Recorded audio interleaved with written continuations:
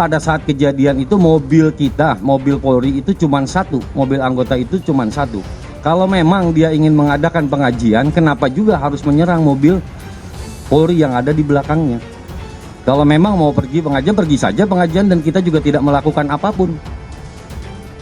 Faktanya kita diserang dan faktanya voice note-nya seperti itu. Sudah tahu itu adalah mobil Polri dan juga tidak melakukan apapun, tetapi dilakukan proses penyerangan. Jumlah mereka bukan 1, 2, 3 mobil. Banyak sekali mobil saling silih berganti, berupaya untuk maju ke depan, untuk bisa sampai ke mobil Habib Hanif yang persis ada di belakang saya, bahkan untuk bisa mencapai mobil saya yang ada di depan. Anggota yang terancam keselamatan jiwanya karena diserang, kemudian melakukan tindakan tegas terukur, sehingga terhadap kelompok yang diduga pengikut MRS yang berjumlah 10 orang meninggal dunia sebanyak 6 orang. Kalau itu memang tembak-menembak dan tewas di tempat, itu pasti ada jenazah di situ. Pasti membutuhkan proses lama untuk evakuasi di situ. Tetapi ini tidak ada.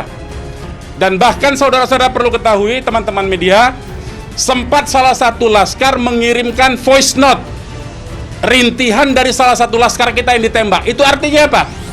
Itu artinya laskar kami dibawa ke satu tempat dan dibantai di tempat itu. Luka tembak itu tidak ada 3. Di punggung itu luka robek seperti diseret. Di jidat ini ada biru seperti dihantam senjata api yang belakangnya saya kan nggak tahu ya jenis senjata itu seperti apa. Di belakangnya ini biru. Ruang dan memberikan kesempatan dalam hal ini dari rekan-rekan eksternal untuk memberikan masukan dalam rangka melengkapi penyidikan yang kami lakukan. Al-PK itu kan bukan urusan polisi, itu urusan pengadilan dalam rangka memberikan hak peninjauan kembali kepada seseorang atau sekelompok orang yang memang sudah dianggap sudah mendapatkan asesmen ya atau pengajian begitu mengenai apakah memang novum yang diberikannya itu memang betul-betul novum atau tidak. Nah, kalau memang dalam hal ini Rizik menganggap bahwa ada novum terkait dengan KM50, menurut saya diuji saja, dimasukkan saja kepada pengadilan negeri setempat.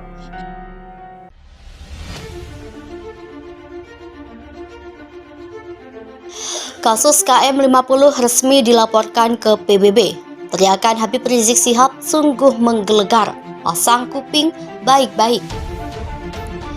Tim pengawal peristiwa pembunuhan dan Universitas Indonesia Watch melakukan kasus penembakan 6 laskar Front Pembela Islam di kilometer 50 Tol Jakarta Cikampek ke kantor perwakilan PBB di Jakarta pada Selasa 15 September 2022. Terkait hal itu, ex-Imam Besar FPI Habib Rizik Syihab yang sedari awal ingin membawa kasus ini ke Pengadilan HAM Internasional langsung memberi apresiasi kepada TP3 dan UI Watch yang telah melaporkan kasus ini ke PBB. Pernyataan Habib Rizik itu disampaikan lewat juru bicara sekaligus pengacaranya Aziz Yanuar.